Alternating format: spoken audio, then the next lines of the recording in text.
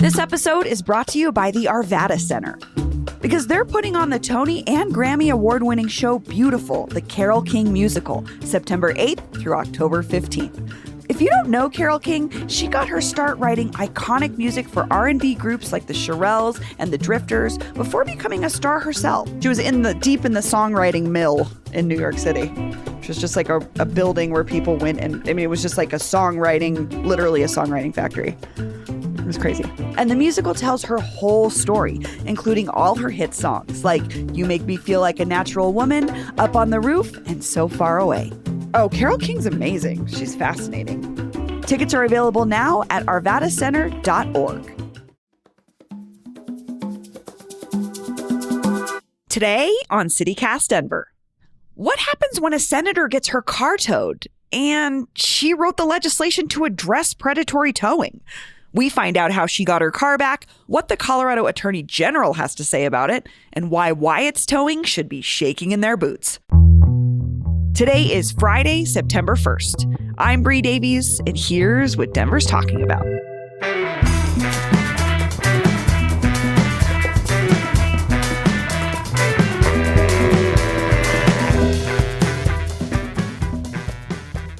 Welcome back to CityCast Denver, the show about the city with a mayor that apparently loves donuts. Do you know this about him, Julie? Wait, what? Okay, I have a friend on Instagram who works in the city. I'm not going to identify who she is, but she said this new mayor keeps bringing donuts into the office so much that I have to start working out. Did you know this about Johnston? I did not, but he could switch it up, burritos. Yeah, you can't stay on donuts. Yeah, right. Dude, donuts is too rich, I think. I would hesitate if there was a donut I wanted to have every day. I don't know if there's a donut I would have every day, but there is a breakfast burrito I would eat every day of my life. That's true. You got chorizo with potatoes? I mean, I would go with Santiago's. Bacon, egg, and cheese. Yeah. Bacon, egg, and cheese. Mm-hmm. That's classic. Absolutely. How do you guys feel about donuts, though? I feel like that's a polarizing thing because... Have you ever had a donut breakfast sandwich? Where they Wait, what? Yeah, so they cut it open and then they put the bacon, egg, and cheese inside the glazed donut. I had it once and then I have diabetes now. Insane, Joshua. It was all right. You know what I mean? Not worth the diabetes, but it's great. Other than that, Dude, I can't. Well, we'll have to do some further investigation, not to out my friend. But you've heard their voices. We have our regular returning guest. He's a comedian and co-chair of the Denver American Indian Commission, Joshua Emerson. Hello. Good morning. How you doing today, Bree? Good to talk to you, as always. And then we have someone who's been on the show before, but not in this sort of more chatty capacity. My friend, Senator Julie Gonzalez. What's up, y'all? Buenos dias. Yeah, I'm so excited that you're here. We don't normally have a person at the center of a news story on to talk about the news story, but that's what's happening today. So, Senator, you were towed last week, which happens to all of us, right? We've all had our car towed. But this is why this is significant. We'll get to in a second. But I would love for you to do the sort of too long didn't read version of what happened to you. Totally. Well, I went to an event in the North Side, and following said event that was at a local business that's in a mixed use development, I parked there a million times. I love this business. And right afterwards, after the event, I went to go grab nachos with my bestie because what else are you going to do?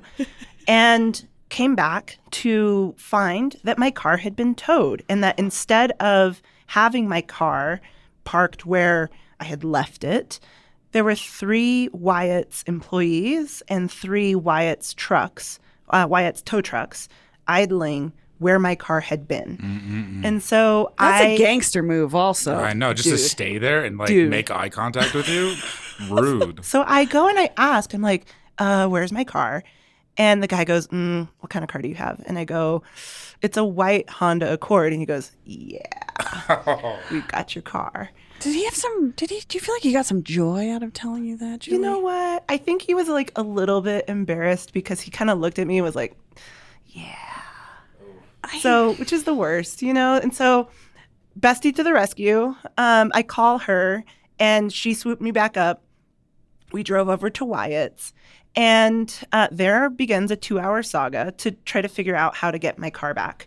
I feel like I have been here So many times. Oh, it's a tale as old as time in Denver. Helping someone else do it or dealing with it yourself, right? But it's not easy. So you're there for 2 hours. So the women who were in line ahead of me were in a similar situation.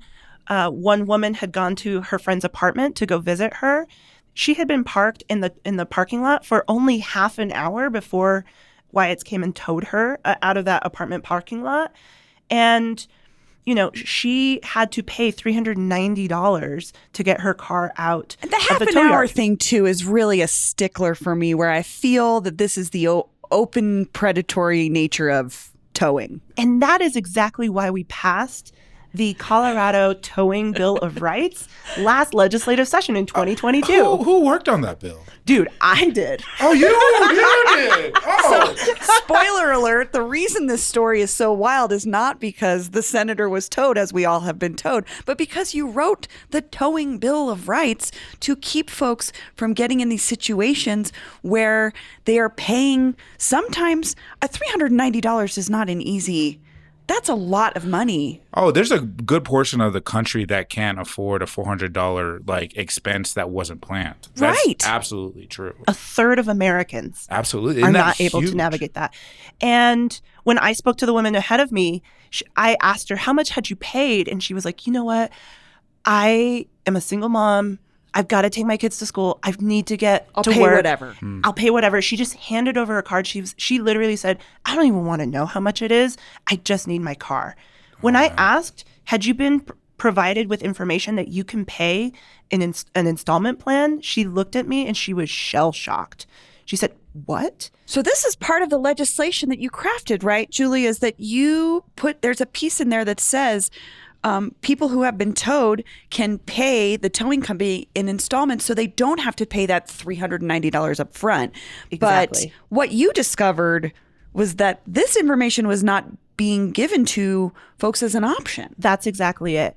And so that folks know, thanks to the law that we passed in 2022, you now, when you're towed, you can pay either 15% of the tow fee or $60, whichever is less, and then get your car back so that you can continue to take the kids to school, get to work, do what you need to do, and then set up a payment plan.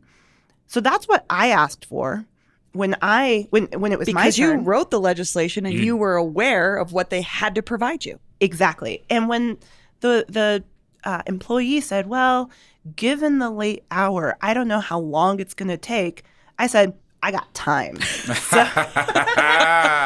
So here we were. And ultimately, I was able to pay, instead of $350, I ended up paying just over $50 to get my car back.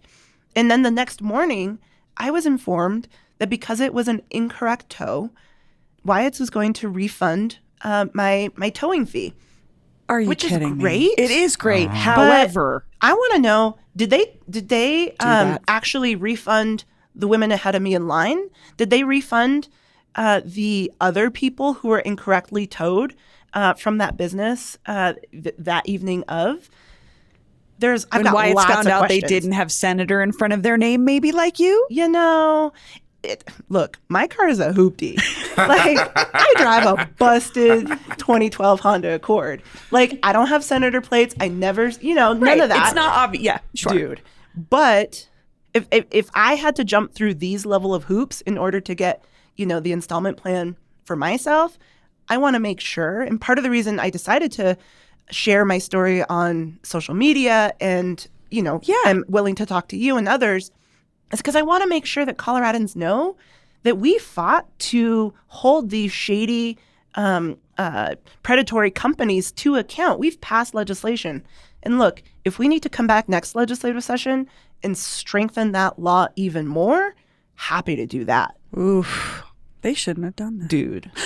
Well, yeah, that must be so frustrating because you fight for all of these, pieces of legislation to get through, and it's for citizens, and then to see them not even fulfill the letter of the law has to be so. I'd be infuriated. Oh, I was pretty hot, and honestly, what I'm glad to see is that not only is the Public Utilities Commission responding.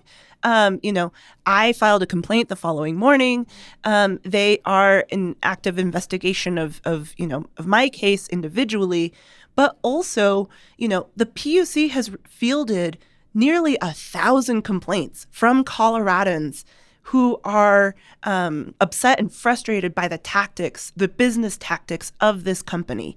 Now, let me get into it for just a moment, because here's what I find to be particularly frustrating. When we passed the Colorado Towing Bill of Rights, we said, look, the owner of the property or their agent needs to authorize the tow before a tow operator can actually remove a vehicle. So the person or the company that owns the building, you said you parked in a mixed use, which is like it's one of those, it's a newer building. They've got restaurants and apartments in the same spot, and you've got a shared parking lot where probably residents and customers park. Exactly. So the owner of that has to say the towing company can tow this car. Correct. However, since we've passed this law, the way that these, I believe to be predatory companies are operating is that new third-party parking management companies are coming in cahoots with the tow companies themselves. And so in my instance, and what I've heard from lots of Denverites, are that Park M is a new parking management company that happens to be owned by and run out of the same address as the investors who own Wyatt's Towing Company. And so Weird. Fascinating. Did you discover this, Julie? I In your actually research? didn't. Okay. I got a shout out to the Colorado Economic Defense Project, because they're the folks who did the research to uncover this. And part of they're often representing Coloradans in eviction proceedings, eviction defense proceedings. Yeah. And they came upon this information because they were asking, hey, you had been on time for years with your rent payments. What happened? And they'd say, I got towed. And that $600 bill, that $500 bill, that knocked me off, and I just haven't been able to catch up.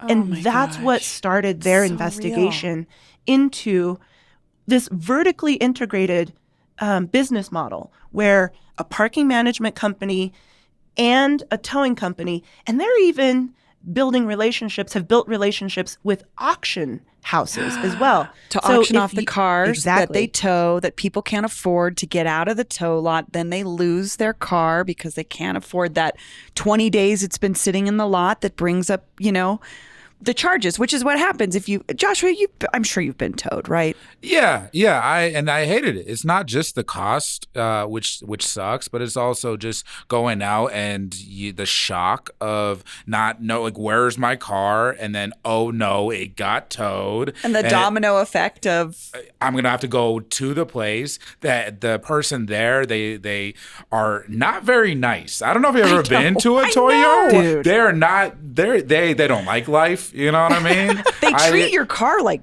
garbage also. When I've had mine pulled out of a tow lot, I'm like, why are you treating my car? It's like, bro, like, what did I do to you? I'm sorry. But it is this really weird thing that, like, it feels predatory, and then it is. It's all the experience you have is also rooted in the reality that, like you're saying, these companies are connected in these ways that are just made to make people fall into this trap of it's mind-blowing to me. And so because of that, I am so grateful that Attorney General Phil Weiser has publicly confirmed, which is deeply unprecedented. He doesn't usually do this, but they have confirmed that they are actively investigating Wyatt's Towing for unethical business practices. And so what I encourage people to do is, if you have a complaint that you would like to lodge, go to stopfraudcolorado.gov, visit the Public Utilities Commission website. You can file a complaint and help to make the case as to why this is not fair, not right, so that we can come back in the next legislative session and strengthen and fortify that law.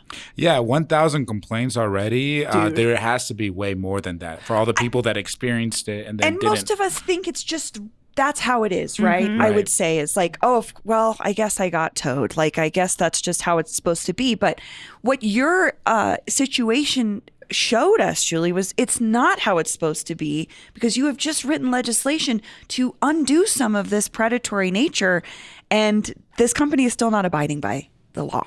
That's exactly it. And, you know, in my individual instance, you know, there was a sign that said no overnight parking. That's fine. I, you know, went to go grab nachos. I came back to my car. It was like 9:30 at night. I had no intention of parking my vehicle there overnight, right?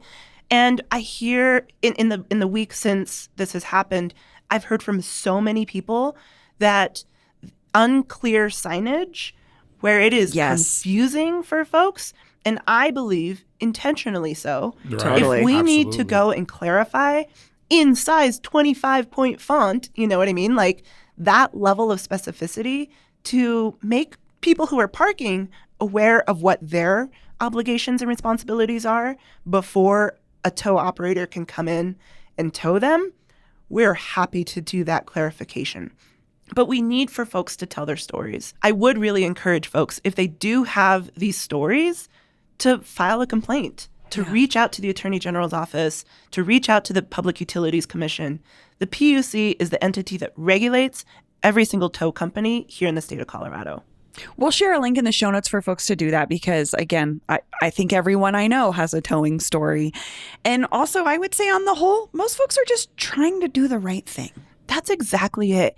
And I hear from people who say, I didn't realize I couldn't park here. I'm willing to pay, but the way that I was treated in the process was also not right. Yeah. That's also part of, you know, the difference between somebody who's operating thoughtfully and judiciously versus somebody who's utilizing shady and predatory practices. Yeah, and it's an industry thing too. I mean, the AG went after parking revenue recovery services in Aurora, and they were able to get 31,000 in illegal fines refunded back to 400 customers. That's awesome. 400 people that had to deal with this whole thing, and it took Well, and the who eternal- knows what the repercussions were, even Right. if they got refunded later. Yeah, how am I going to explain to my rental company that like that's why I wasn't able to do this? Because I mean, we all experience that. We all pay a little bit too much in rent here in Denver just because of the cost of living has gone up, but we love living here. And it's so frustrating that there's just these little traps all over that like, whoops, you know what I mean? Now- $400 there, Exactly. $600 there, which is not. We made the law and they're working to find the loopholes around it, you know, and so that's cool. You want us to strengthen the law? We're happy to do that. Okay, well, we'll be watching to see how this law gets strengthened and to follow it. We're going to take a quick break, and when we come back, our wins and fails. This episode is brought to you by the Colorado Restaurant Association, because the Denver Food and Wine Festival is coming up. So if you love to eat and drink, put it on your calendar for September 6th through the 9th. But really, it's all about the two big events on the Tivoli Quad. I'm talking about the Shake and Break Showdown on September 7th, which is a food truck and cocktail competition where you get to pick the winners.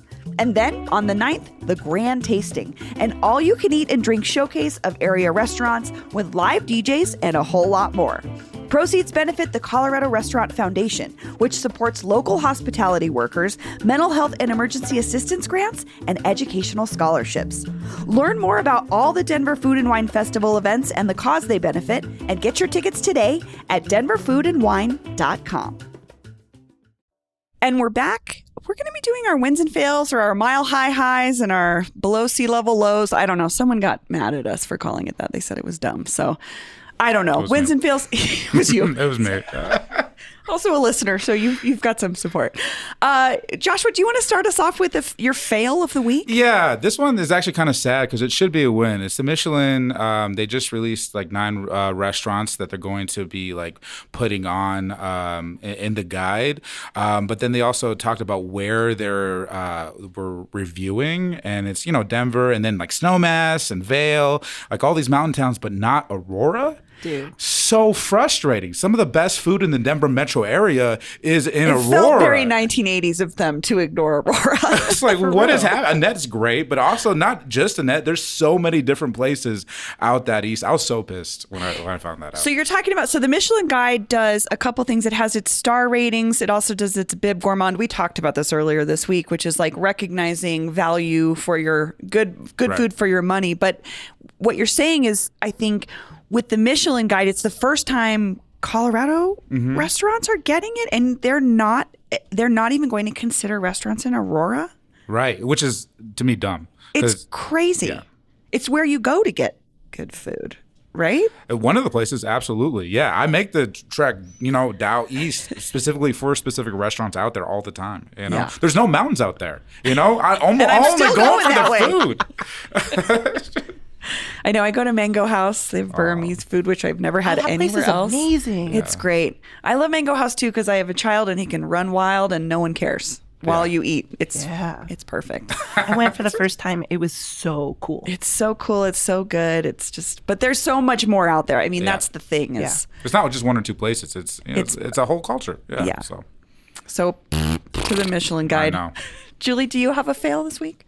Dude, my fail is a personal one. My hot water heater went out this week. Oh no. I got towed. My hot water heater went That's out. when it starts to add up and you're Struggle. like, universe, what? Mercury's in retrograde. It was legitimately. Just start taking ice baths, all right? Just start just start. Turn it into a win. Yeah, did Absolutely. you have multiple days of no hot water? The part's arriving today. So I'm so excited. Just in your David Goggins era right now. You know what I mean? Just go for 20-mile runs. oh my gosh. I mean, you could go to the rec center and take a shower, I guess. I don't know. What? I'm just saying, like, places you could go to get hot water. Maybe if you belong to a gym. I've just done that when my hot water's I don't know. going Be out. stinky or be uncomfortable. I think those are your options. It was a cold shower. Okay. Oh, fair. Thank you. So it's me then. Well, my fail's an epic, huge bummer. It was Overdose Awareness Week this week. In 2022, we lost 1,799 people to overdoses. Across the country, it was more than 100,000. I struggle with this because a lot of times it's preventable. Yeah. Right. The overdose crisis is rooted a lot in shame and not understanding or acknowledging that folks that you love might be doing drugs. And the best thing to do to keep them alive is to not tell them that they're bad people.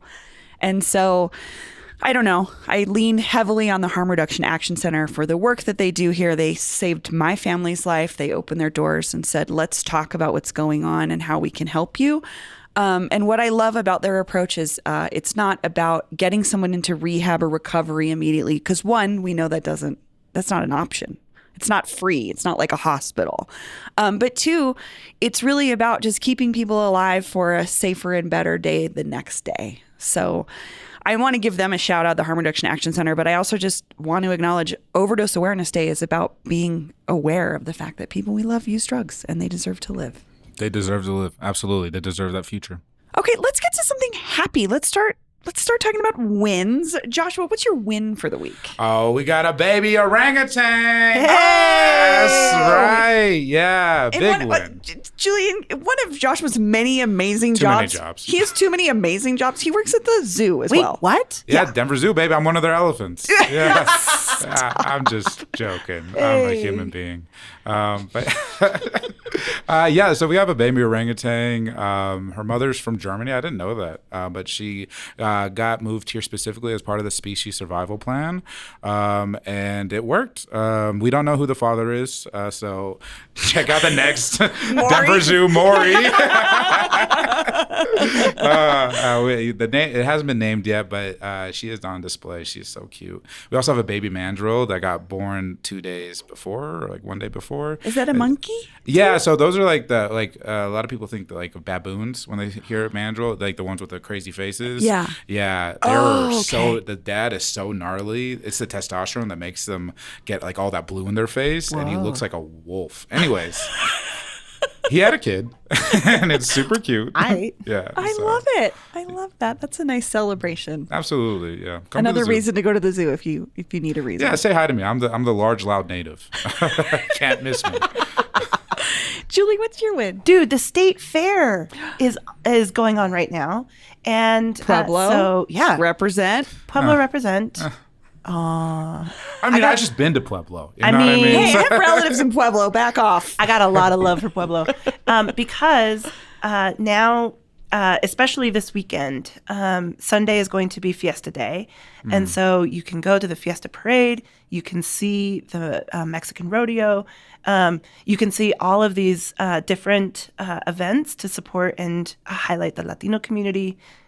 It's a great time. Los Tigres del Norte are going to be playing this weekend. Tonight, Fluffy is going. Gabriel Iglesias is going to be playing down in Pueblo. It's going to be a great show. That's amazing. Yeah, What state a fair great- is always great. What a great, and also, I mean, the food.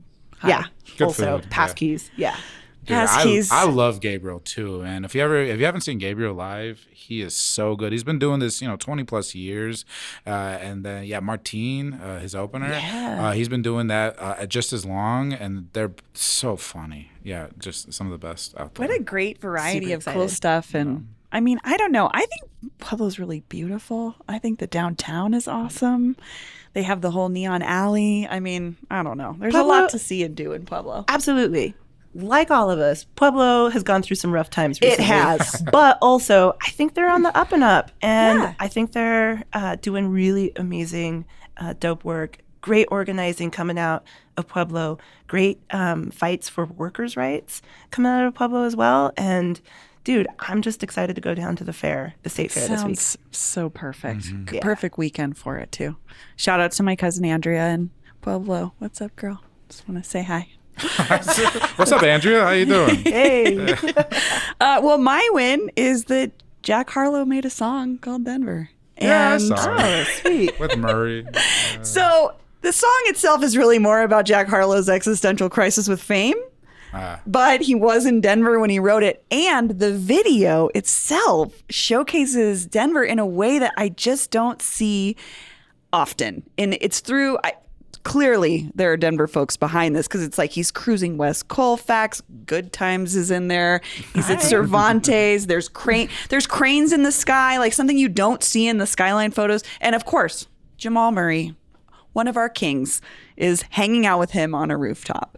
And I found out, Pause the Music, the Nuggets DJ, is a friend. I'm guessing he was instrumental in making this look so cool. Oh, he's so cool. Pause, and his dad.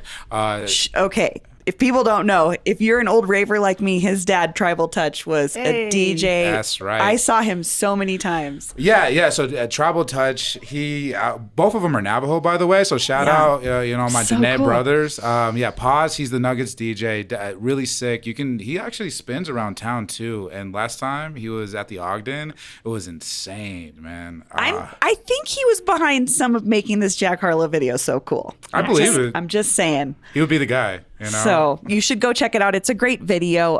I hate to bang on influencers, but I was like, influencers should watch this and think about how we portray our city a little bit, because it felt very much like this is what I see, and I don't see this often reflected, which is just like the regular life, what the city looks like when we're not trying to show off. I don't know. It had a real vibe to it. I loved it. So. Yeah, I liked Jack it. Harlow, I guess. Yeah, I mean, I'm a little Dickie fan, but sometimes it feels like you have to be either or with him and Jack Harlow. I'm going to have to check this video out because I have not seen it. It's So, cool. It's all cool. right. Again, the song is really have more been about influenced. Jack, like, should I be famous? Being famous kind of sucks. It I does. sound terrible for complaining about being famous, but My but life it's is not so just hard. like the mount. He does some mountain stuff too, right? But it's not like mountains, craft brews, and beautiful rooftops. It's like Colfax is a little grimy, and we love it. And Good Oh, Times is a place we're kind of weirdly proud of, and so it was fun. But okay, well, there you have it. That's it. This was so much fun, Julie, Senator. Thank you for joining us. Thanks for being here. Thanks for inviting me. This is always great. Check out CityCast all the time. Thank you. Love it. Thank you. And Joshua, thank you for being my right-hand man just really holding the show together while Paul's gone. Oh, yeah, it's my pleasure. Absolutely. I'm happy to be loud anytime you need me. All right? Oh, sorry. Olivia, producer Olivia's over here like, Who? What about me? What about the person that actually makes the show? I didn't know she had a name. Well, thank you both so much.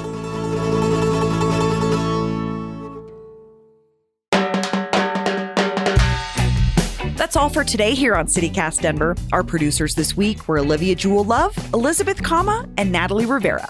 Peyton Garcia writes our morning newsletter, and I'm your host, Bree Davies. Our music is by Los Mocachetes with additional mixing by Tyler Lindgren. If you haven't already, subscribe wherever you get your podcasts, follow us on Instagram at CityCast Denver, and tell a friend about us next time you see them. You can sign up for our daily newsletter and learn more about us at denver.citycast.fm. Oh, and just a note, we're off for the long holiday weekend, so we will be back in your feeds on Tuesday, September 5th. Bye-bye.